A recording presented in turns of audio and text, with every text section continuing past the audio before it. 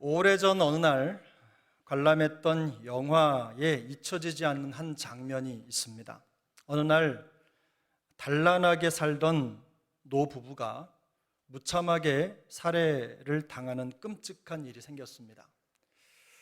사건을 조사하던 경찰은 살인자를 특정할 만한 단서를 찾기 위해서 노부부의 시신을 부검하기로 결정을 했습니다. 이 부검을 하다가 죽은 할머니의 목구멍에서 부러진 손톱 하나를 발견하게 됩니다. 뭔가 수상하다고 생각한 경찰이 그 손톱을 국립과학수사연구소에 의뢰했고, 그 조사 결과 그 손톱의 주인은 다름 아닌 죽은 노부부의 아들이라는 것이 밝혀졌습니다. 아들이 부모를 무참하게 살해한 것입니다. 할머니는 아들의 손에 죽임을 당하면서까지 살해 흔적을 감추기 위해서 아들이 남긴 증거를 삼켰던 것입니다. 자식을 목숨처럼 아끼는 부모의 맹목적인 사랑과 자기의 욕심을 채우기 위해서 부모까지 살해하는 잔인하고 냉혈한 아들의 대조가 매우 충격적이었습니다. 요즘은 세상이 너무 악하고 삐뚤어진 탓에 이런 무자비하고 야만적인 일들이 대상을 가리지 않고 빈번하게 일어나고 있습니다. 뉴스를 보다 보면 피를 나는 형제나 부모 자식 간에 일어나는 다툼에서 파생된 범죄들이 심심치 않게 나타납니다. 정확한 이유는 알 수 없지만 이 모든 사건과 사고의 중심에는 깨어진 관계가 자리 잡고 있습니다. 이처럼 깨어진 관계는 피해자나 가해자 모두에게 씻기지 않는 상처와 아픔을 남기게 마련입니다. 다윗은 하나님의 마음에 합한 자라는 칭송을 받는 사람입니다. 하지만 그에게도 깨어진 관계에서 오는 상처와 아픔이 있었습니다. 이 상처와 아픔은 그의 삶을 매우 피폐하게 만들었고, 그리고 그에게 많은 고통을 안겨주었습니다. 사무엘하 13장부터 이어지는 장들은 다윗이 여러 인간관계 속에서 겪고 있는 고통을 다루고 있습니다. 특별히 본문 속에는 그가 사랑하는 아들들을 통해서 겪었던 어려움이 고스란히 담겨 있습니다. 가지 많은 나무 바람 잘 날 없다는 옛말처럼 다윗은 여러 아들을 낳았지만 그들 때문에 겪는 고초도 매우 깊었습니다. 다윗은 셋째 아들이죠. 압살롬이 맏형 암논을 무참하게 살해한 후에 외가에 가 있는 동안 외가의 그술이라고 하는 땅으로 도망치는 광경을 목격해야만 했습니다. 다윗은 그의 아들들이 서로 죽이고 죽는 참극을 바라보면서 많이 힘들었을 것입니다. 어떻게 자식의 무너짐을 바라보고 마음 아프지 않은 부모가 있겠습니까? 아무리 극악한 아들이라도 자녀라도 그 자녀의 고통을 느끼지 못하는 부모는 없습니다. 무지 많이 힘들었을 것입니다. 하지만 압살롬이 도망친 후에 3년이라고 하는 긴 시간이 흘렀습니다. 그리고 다윗의 마음도 점차 누그러졌습니다. 사무엘하 13장 38절 39절은 이렇게 말씀합니다. 압살롬이 도망하여 그술로 가서 거기에 산 지 3년이라. 다윗 왕의 마음이 압살롬을 향하여 간절하니 암논은 이미 죽었으므로 왕이 위로를 받았음이로라. 자식 이기는 부모 없다는 말이 있습니다. 아들 압살롬에 대한 아버지 다윗의 마음에는 죄의 분노보다는 아들에 대한 측은함이 더 컸을 것입니다. 더구나 장자를 잃어버린 상황에서 압살롬은 자기의 왕위를 계승해야 할 아들이었기 때문에 그 측은함은 더했을 것입니다. 하지만 아무리 아들이라고 해도 형제를 죽이고 도망친 죄인을 무턱대고 데려올 수는 없는 일이었습니다. 자칫 그 일이 나라의 기강을 무너뜨릴 수도 있기 때문입니다. 압살롬을 데려올 수도 안 데려올 수도 없는 이 다윗의 복잡한 마음을 감지한 사람은 다윗의 군대 장관 요압이었습니다. 요압은 인성적으로 또 신앙적으로 본받을 만한 인물은 아닙니다. 문제가 많고 허물이 많은 사람이었지만 적어도 다윗에게는 충직한 신하였습니다. 그는 지혜로운 두고와 여인을 발탁해서 다윗의 마음을 움직입니다. 요압은 그럴듯한 이야기를 꾸며낸 다음에 치밀하게 계획을 세우고 그 여인을 보내서 위장한 채로 다윗을 만나게 합니다. 다윗을 만난 여인은 미리 준비된 이야기를 사실보다도 더 사실같이 자기의 감정과 상황을 섞어서 실감나게 풀어놓습니다. 지혜로운 드고와 여인의 이 이야기를 통해서 다윗이 미처 생각하지 못한 것을 깨닫도록 하기 위해서입니다. 여인은 이야기 속에 등장하는 자기 아들이 비록 형제를 죽인 중죄를 저질렀지만 죽지 않게 해달라고 간청했습니다. 그 아들마저 죽으면 자기 가문의 대가 끊기기 때문입니다. 본문 11절을 보면 다윗은 여인의 간청에 그 아들이 머리카락 하나도 땅에 떨어지지 않을 것이라고 선언합니다. 여인은 그 다윗의 선언을 듣자마자 이렇게 말합니다. 본문 13절 14절인데요. 함께 읽습니다. 여인이 이르되 그러면 어찌하여 왕께서 하나님의 백성에게 대하여 이 같은 생각을 하셨나이까? 이 말씀을 하심으로 왕께서 죄 있는 사람 같이 되심은 그 내쫓긴 자를 왕께서 집으로 돌아오게 하지 아니하심이니이다. 우리는 필경 죽으리니 땅에 쏟아진 물을 다시 담지 못함 같을 것이오나 하나님은 생명을 빼앗지 아니하시고 방책을 베푸사 내쫓긴 자가 하나님께 버린 자가 되지 아니하게 하시나이다. 아멘. 당돌하게도 이 여인은 왕에게 따끔한 충고를 하고 있는 것입니다. 여인의 말에 담긴 핵심은 간단합니다. 우선 이 이야기는 다름 아닌 압살롬을 용서하지 못하는 다윗 자신의 이야기라는 것입니다. 압살롬은 처벌을 받아 마땅한 죄를 저질렀지만 왕위를 계승해야 할 사랑하는 아들을 용서하지 않는, 그것은 형제를 죽인 여인의 아들을 용서하고 살려야 한다는 이 다윗의 현명한 논리에 부합하지 않는다는 말입니다. 그러나 이 여인의 충고는요, 사실 정당한 것이 아닙니다. 압살롬은 분명히 살인을 저지른 죄인이고 분명히 그에 합당한 처벌을 받는 것이 마땅하기 때문입니다. 둘째, 이 여인은 땅에 쏟아진 물을 다시 담지 못한다는 비유로 더 이상 과거에 연연하지 말라고 충고합니다. 사람은 누구나 죽게 될 뿐이라 암논은 이미 죽은 사람이기 때문에 잊으라는 논리입니다. 적지 않은 시간이 흘렀지만 다윗은 여전히 큰 아들 암논의 죽음을 아파하고 미련을 버리지 못하고 있었을 것입니다. 그런 감정이 정리되지 않았기 때문에 압살롬을 다시 예루살렘으로 불러들이지 못했던 것입니다. 하지만 여인은 더 이상 과거의 감정에 매여 있지 말고 모든 것을 정리하라고 호소합니다. 셋째, 그 여인은 하나님의 심정을 잊지 말라고 다윗에게 충고합니다. 14절을 보면 그녀는 다윗에게 하나님은 생명을 빼앗지 아니하시고 방책을 베푸사 내쫓긴 자가 하나님께 버린 자가 되지 아니하게 하시나이다 라고 말합니다. 죄인을 용서하시는 하나님의 사랑과 자비를 강조합니다. 죄를 범한 압살롬을 처벌하기보다는 자비를 베풀어 용서해야 한다고 호소하는 것입니다.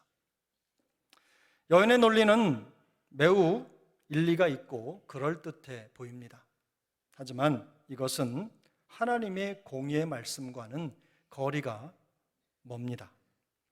물론 자기의 죄를 뉘우치고 회개하는 사람에 대해서는 분명히 자비와 긍휼을 베풀어야 마땅합니다. 그래야 합니다. 죄를 뉘우치고 회개하는 사람은 무조건 용서해야 됩니다. 그것이 죄인에 대한 하나님의 마음이기 때문입니다. 그러나 본문 어디에도 압살롬이 자신의 죄를 뉘우치거나 회개했다는 흔적은 없습니다. 그러므로 이 여인의 논리는 단지 압살롬을 잊지 못하는 다윗의 복잡한 마음을 정리하기 위한 지극히 인간적인 연민에 호소하는 것에 불과하다는 것입니다. 항상 그렇지만 우리가 하나님의 말씀을 해석하고 적용하는 데 있어서는 각별한 주의가 필요합니다. 잘못된 말씀의 해석과 적용은 자칫 더 큰 화를 불러올 수 있기 때문입니다. 여하튼 능숙한 이야기꾼의 감동적인 이야기는요, 아들에 대한 연민으로 가득한 다윗의 마음을 움직였습니다. 그는 군대 장관 요압을 그술로 보내서 압살롬을 예루살렘으로 돌아오게 합니다. 그러나 가슴 속에 남은 앙금이 모두 해결된 것은 아니었습니다. 오늘 보면 23절, 24절을 우리 함께 보겠습니다. 함께 읽습니다. 요압이 일어나 그술로 가서 압살롬을 데리고 예루살렘으로 오니 왕이 이르되 그를 그의 집으로 물러가게 하여 내 얼굴을 볼 수 없게 하라 하며 압살롬이 자기 집으로 돌아가고 왕의 얼굴을 보지 못하니라. 성경은 다윗이 압살롬을 그의 집에서 머물러 있게 하여 왕의 얼굴을 보지 못하게 했다고 말씀합니다. 압살롬을 용서하고 그를 다시 데려오기는 했지만 완전하게 용서할 수는 없었던 것입니다. 법을 집행하는 왕이었기 때문에 다른 사람들의 눈을 의식했을 수도 있습니다. 그런데 본문 28절을 보면 압살롬이 이태 동안 예루살렘에 있으되 왕의 얼굴을 보지 못하였으므로 라고 말씀합니다. 이것은 다윗이 의도적으로 압살롬을 피했다는 것을 뜻합니다.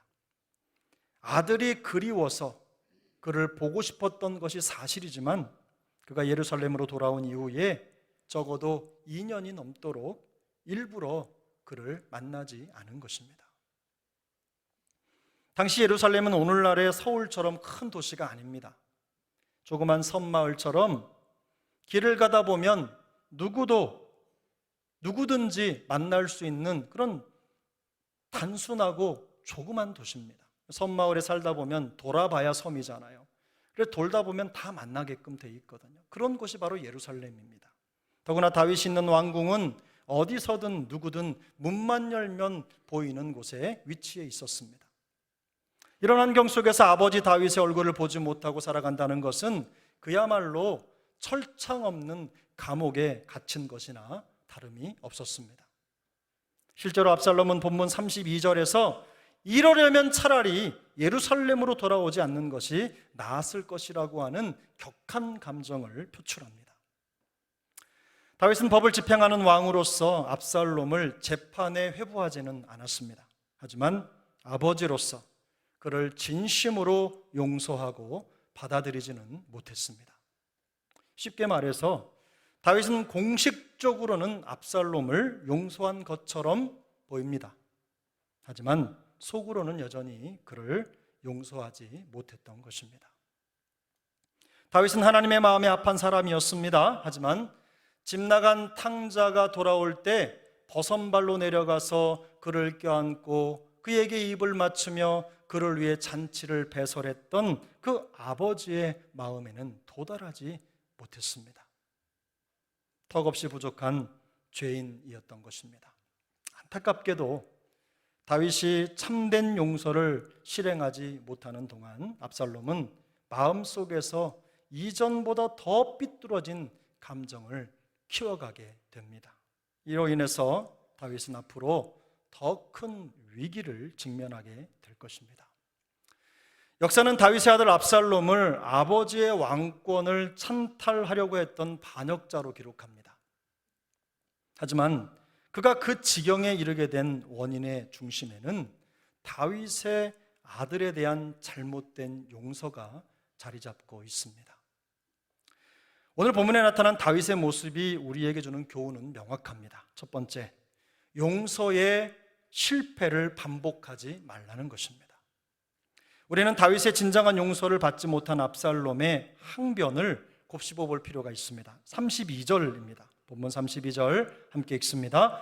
압살롬이 요압에게 대답하되 내가 일찍이 사람을 내게 보내 너로 이리로 오라고 청한 것은 내가 너를 왕께 보내 아뢰게 하기를 어찌하여 내가 그 술에서 돌아오게 되었나이까?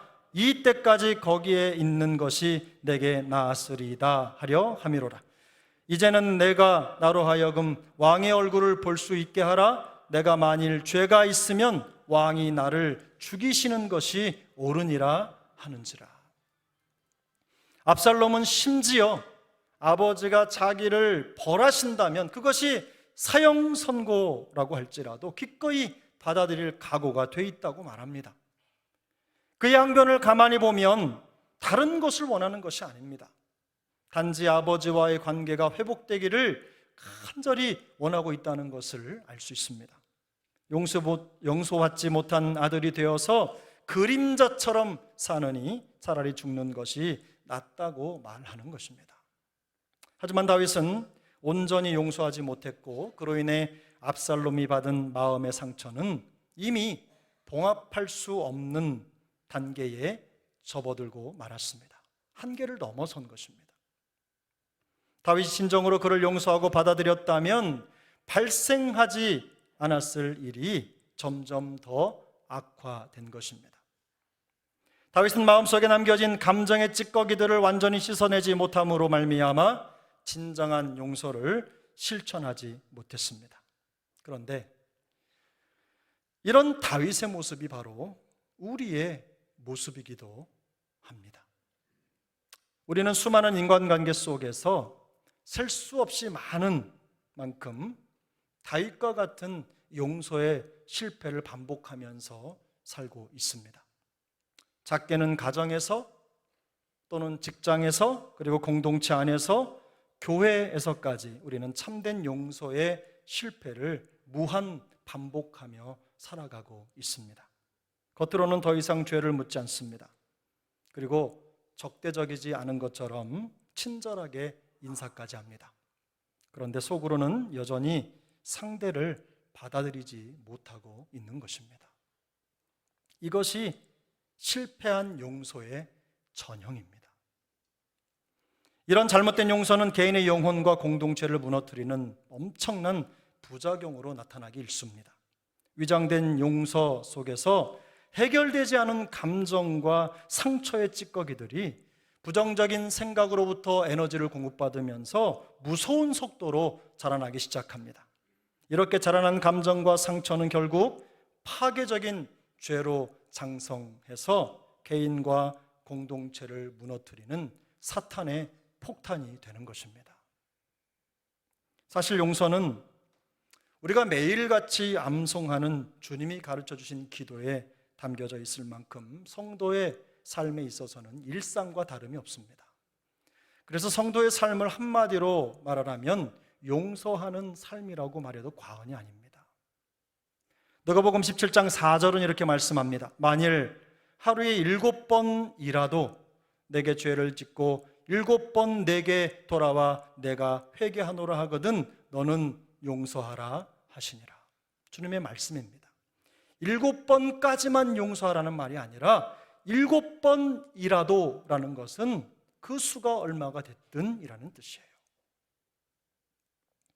여기에서 용서하다라는 말은요, 멀리 보내다 혹은 풀어주다라는 의미를 가진 말입니다. 그리고 이 단어는 대개는 모든 것이 완벽하게 끝난 상태를 나타내는 말입니다. 아직도 해결해야 할 뭔가가 남아있는 상태가 아닙니다. 이미 내 손을 떠난 상태입니다. 모든 상황이 이미 종료되었다는 것을 뜻하는 말입니다. 용서한다는 것은 죄를 지은 사람을 풀어주는 것임과 동시에 나를 풀어주는 것입니다. 더 이상 그 문제로 내 영혼이 상하고 상처받지 않도록 하는 것이기 때문입니다. 그러므로 용서에 실패하지 않기를 바랍니다. 참된 용서를 실행함으로 죄의 유혹으로부터 진정한 자유와 회복을 경험하게 되시기를 예수님의 이름으로 축복합니다. 두 번째는 용서의 때를 놓치지 말라는 것입니다. 오늘 본문 33절을 함께 보겠습니다. 요압이 왕께 나아가서 그에게 아뢰매 왕이 압살롬을 부르니 그가 왕께 나아가 그 앞에서 얼굴을 땅에 대고 그에게 절하매 왕이 압살롬과 입을 맞추니라. 언뜻 보면 압살롬의 항변이 효과를 발휘한 것처럼 보입니다. 두 사람의 화해의 입맞춤으로 훈훈하게 마무리가 되는 것처럼 보이기 때문입니다. 하지만 그렇지 않습니다. 이날 이후로 압살롬은 다윗을 무너뜨리기 위해서 더 적극적으로 움직이기 시작합니다. 다윗은 압살롬을 용서했습니다. 그러나 이미 너무 늦었습니다. 여기까지 오는데 너무 많은 시간이 걸린 것입니다. 바로 이 순간 압살롬은 더 이상 아버지의 용서를 구하는 아들이 아닙니다. 지금부터 아버지를 몰아내고 그 자리를 차지하려는 야심을 가진 다윗의 적이 된 것입니다. 다윗은 압살롬에게 용서의 입맞춤을 건넸습니다. 하지만 소를 읽고 외양간을 고치는 때늦은 행동이 되고 말았습니다. 버스가 지나간 다음에 손을 흔드는 것처럼 의미 없는 행동이 된 것입니다. 압살롬이 이렇게 되기까지는 오랜 시간이 걸렸습니다. 시간적으로도 그슬에서 보낸 3년이라고 하는 시간이 있었고, 그리고 예루살렘으로 돌아와서도 2년이라고 하는 시간이 지났습니다. 합치면 적어도 5년이라고 하는 시간이 있었습니다. 하지만 그 긴 시간 동안 다윗은 아무것도 하지 않았습니다. 바로 이것이 죄가 성장하고 작용하는 방식입니다. 죄의 시작은 늘 작은 감정이나 생각에서 출발합니다. 그러나 용서의 실패가 반복되는 동안 그 작은 생각과 감정의 파편들은 마음속에서 계속해서 자라나게 됩니다.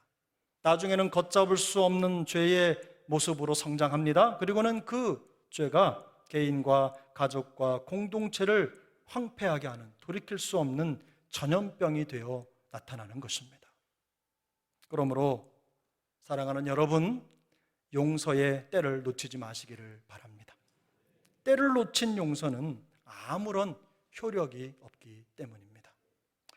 우리 함께 미가서 7장 18절 19절을 찾아 읽겠습니다. 미가서 7장 18절 19절 함께 읽습니다. 주와 같은 신이 어디 있으리까? 주께서는 죄악과 그 기업에 남은 자의 허물을 사유하시며 인애를 기뻐하심으로 진노를 오래 품지 아니하시나이다. 다시 우리를 불쌍히 여기셔서 우리의 죄악을 발로 밟으시고 우리의 모든 죄를 깊은 바다에 던지시리이다. 아멘. 하나님은 우리의 죄와 허물을 오래 품지 않는 분이라고 성경은 말씀합니다. 주님은 우리를 불쌍히 여기셔서 우리의 죄를 용서하실 때마다 우리의 죄악을 발로 밟으시고 그 모든 죄를 깊은 바다에 던져버리시는 분이십니다. 주님은 이렇게 하심으로 진정한 용서가 무엇인지를 우리에게 보여주셨습니다. 종종 내가 지금까지 참았어, 내가 더 이상은 참을 수 없어, 내가 지금까지 참았지만 이제는 더 이상 나는 못 참아 라고 말하는 분들을 자주 만납니다. 저도 자유하지 않습니다. 우리 중에 이런 말을 한 번도 안 해본 분 손 들어 보십시오. 저만 들었군요. 여러분, 우리는 다 이렇게 생각해요. 누군가를 용서하고 참아줄 때 늘 한계치를 두고 계산하면서 용서합니다. 한 번만, 두 번만, 세 번만, 아니 딱 한 번만 더, 딱 한 번만 더. 그러다가 어느 순간 꽉 차면 폭발해버리고 마는 거죠. 그런데요, 우리가 이런 마음으로 또 이런 말을 하고 있다면 우리는 단 한 번도 상대방을 용서한 적이 없다는 것을 스스로 고백하는 것입니다. 그죠? 내 마음속에 가득 찬 분을 폭발할 절호의 찬스를 만들고 있었을 뿐입니다. 왜냐하면 참된 용서는 하나님이 우리를 용서하시기 위해서 그렇게 하신 것처럼 모든 죄와 상처의 찌꺼기들을 남김없이 깊은 바다에 던져버리는 것이기 때문입니다. 잘못을 기억하고 있는 동안에는 그 잘못을 진정으로 용서한 것이 아닙니다. 완전히 잊지 않는 한 완전한 용서가 이루어지지 않습니다. 물론 이것은 쉬운 일이 아닙니다. 그러나 결코 포기할 수 없는 일입니다. 우리가 용서하지 않는다면 우리 자신도 용서를 받지 못했거나 아직 십자가의 용서를 깨닫지 못했다는 증거이기 때문입니다. 용서하지 못하는 것도 하나님 앞에서는 죄입니다. 그러므로 용서에 실패하지 않기를 바랍니다. 용서해야 할 때를 놓치지 않기를 축복합니다. 제가 오늘 설교의 제목을 죄 있는 사람 가치로 정한 이유가 있습니다. 용서를 실패하지 않고 용서의 때를 놓치지 않기 위해서는 스스로 죄 있는 사람처럼 되셔서 율법의 저주를 받으시고 십자가의 죽으심으로 우리의 죄를 용서해 주신 그 예수님의 겸손과 헌신을 항상 바라봐야 하기 때문입니다.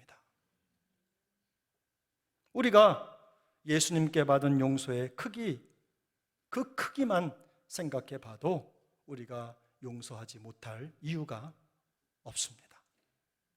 용서하지 못하는 만큼 우리는 자유할 수도 없습니다. 그러므로 용서는 용서를 받는 사람을 위한 것일 뿐만 아니라 용서를 베푸는 사람을 자유하게 하는 하나님의 축복입니다. 우리 모두가 우리를 용서하신 예수님처럼 참된 용서의 실천자들이 될 수 있기를 바랍니다. 용서의 성공자들이 될 수 있기를 바랍니다. 그 용서 때문에 모든 다툼이 사라지고 깨어진 관계가 회복되는 하늘의 축복과 행복을 누리게 될 수 있기를 예수님의 이름으로 축복합니다.